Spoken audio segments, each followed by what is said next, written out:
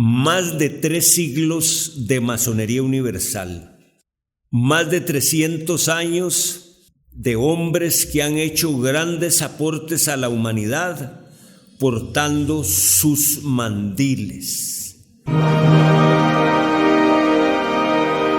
Presentamos Entre Columnas, Tertulia Masónica.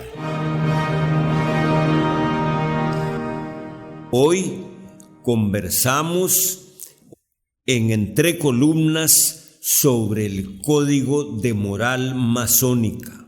Compartimos nuestros mazos y cinceles. Kelvin Collado, Abraham Zamora, Humberto Jarquín, Johan Gómez y Juan Diego Castro, su servidor. Dice entre sus principios el Código de Moral Masónico: si tienes un hijo, regocíjate, pero sé consciente del depósito que se te confía. Haz que hasta los 10 años te obedezca, hasta los 20 te ame y hasta la muerte te respete. Hasta los 10 años sé su maestro, hasta los 20 su padre y hasta la muerte su amigo. Piensa en darle buenos principios, tanto como bellas maneras. Incúlcale rectitud esclarecida y honestidad sin tacha. ¿Qué les parece, queridos hermanos? Una enorme responsabilidad el ser padre. No es un juego, no es una cuestión social o una actividad particular. Es un deber de que nosotros nos hemos comprometido voluntariamente. Tenemos, como bien lo dice, educarlos y al final de sus tiempos convertirnos en sus amigos.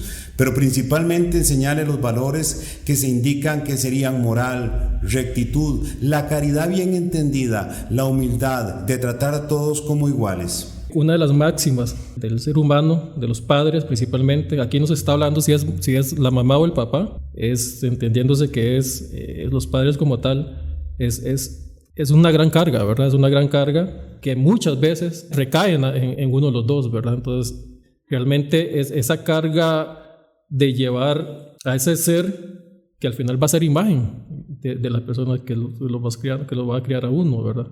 En la educación masónica, los hijos de los masones son vistos como un preciado tesoro.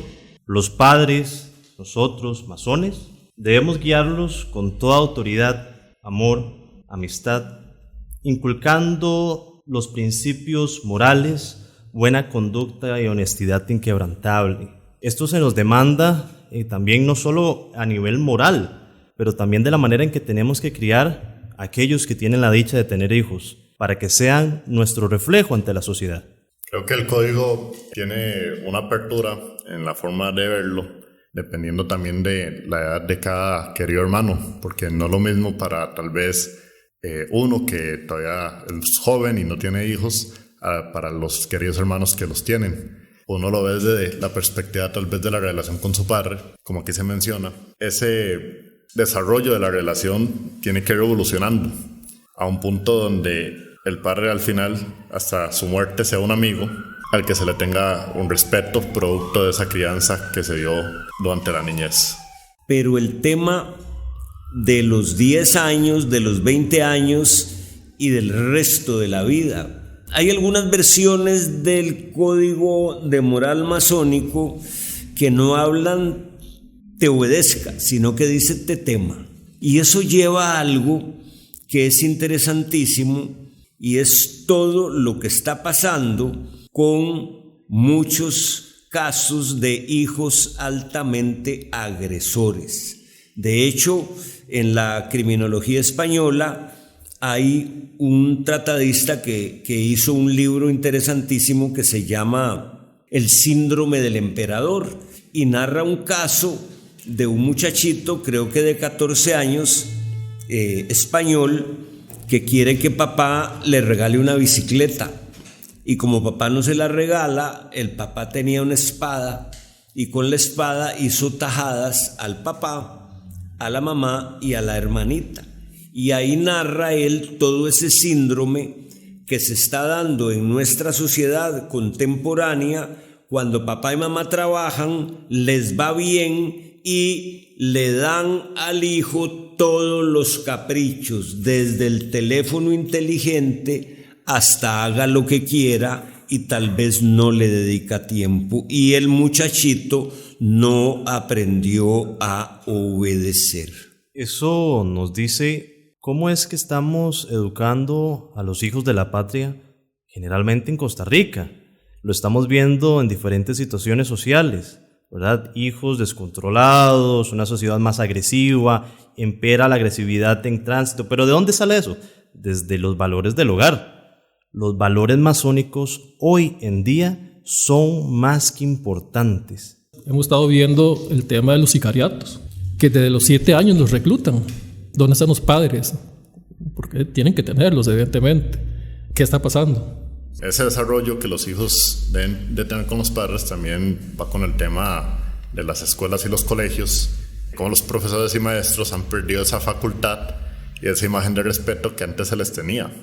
Hoy en día un profesor intenta corregir y se le puede venir un procedimiento o, lo que decían los queridos hermanos, hasta los propios padres tal vez han perdido esa imagen de respeto que los hijos les tienen y ellos mismos apoyan ese comportamiento que los hijos tienen a nivel educativo. Coincido plenamente. Hoy solo se hablan de derechos de los niños, ¿y dónde están los deberes?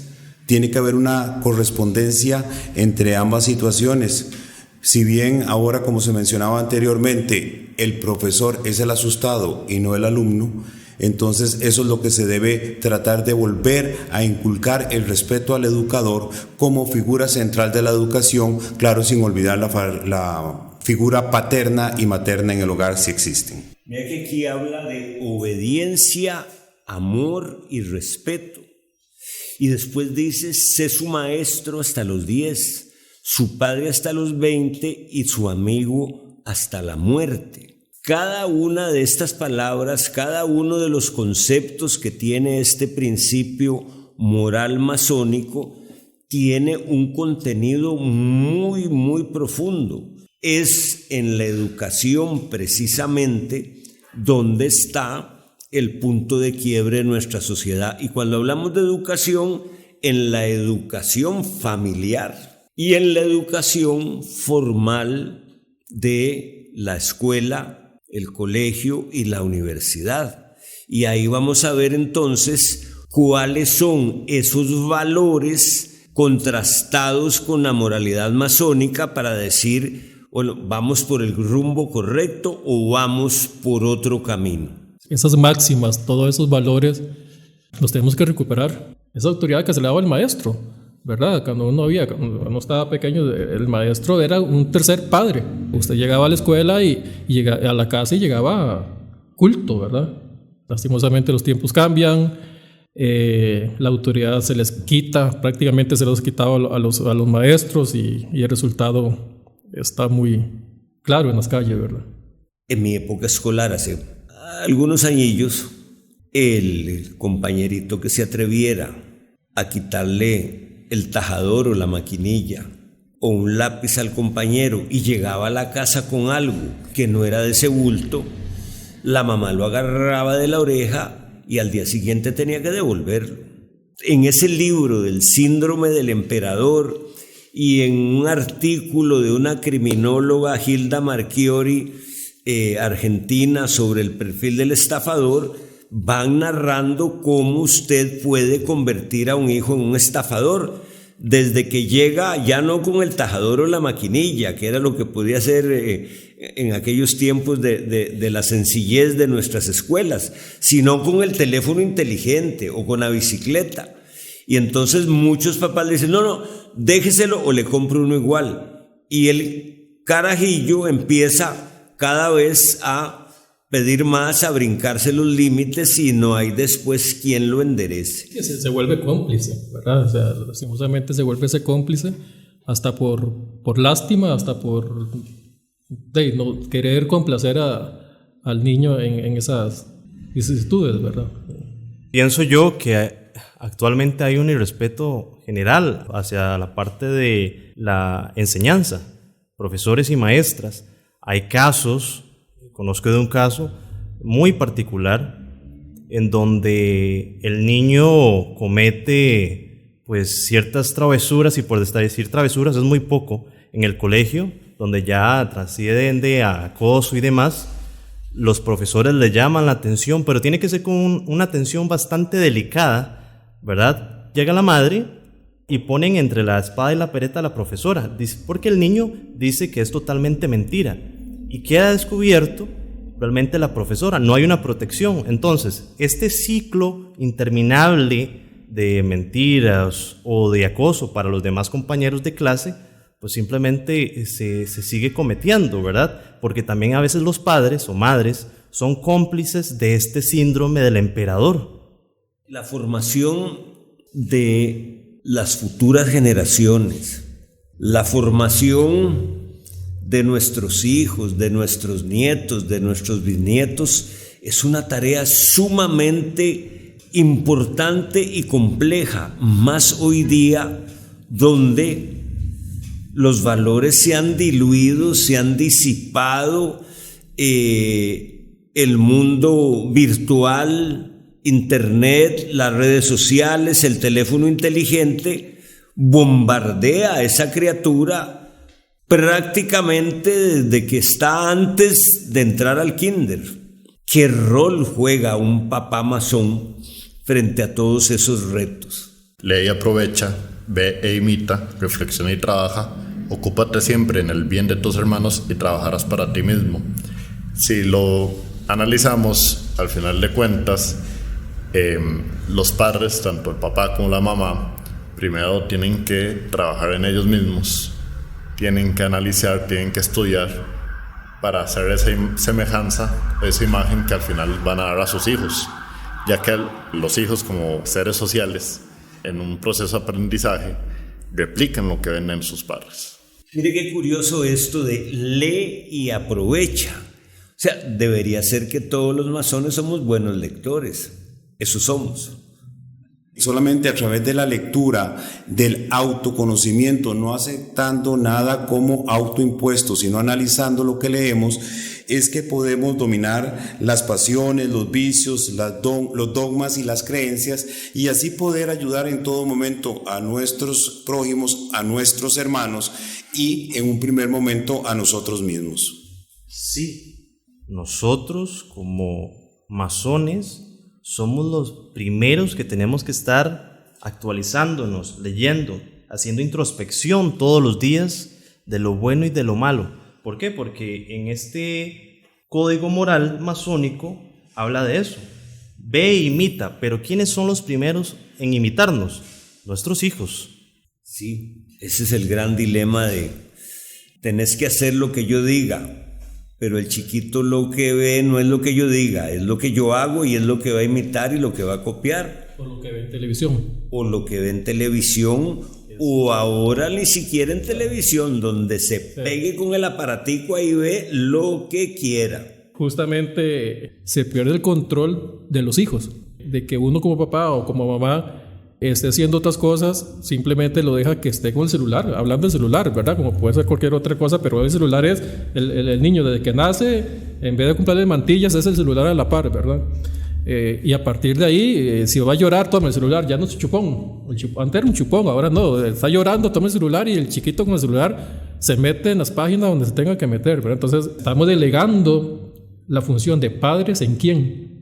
Y en el fondo estamos convirtiendo a esa criatura en un ente muy extraño que después usted como papá no lo va a controlar.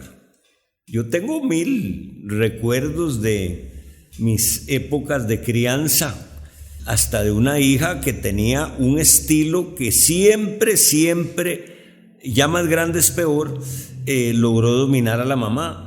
Que es que se le tiraba al piso en un supermercado cuando quería, no sé, una galleta, un chocolate.